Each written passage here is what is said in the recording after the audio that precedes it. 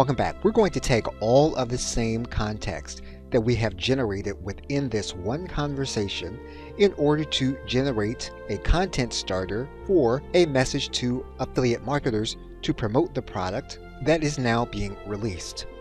And so we're going to give the chatbot some context, and we're going to ask it to write an email to our existing affiliates. So now to undertake this, we're going to make sure to give the chatbot as much context as we possibly can. Once we do that, we're going to click enter, and what we're looking to get is a content starter, even if we choose not to use the entire email written to us by ChatGPT. We're now going to click enter.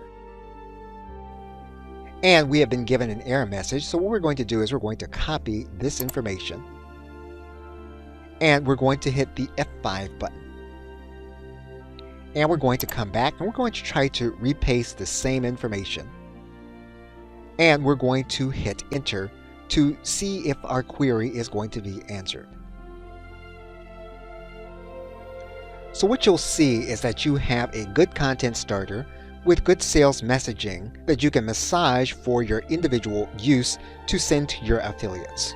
And that ChatGPT uses the context that we have created in the entire conversation. Okay, so with that, thanks, and I will see you in another video.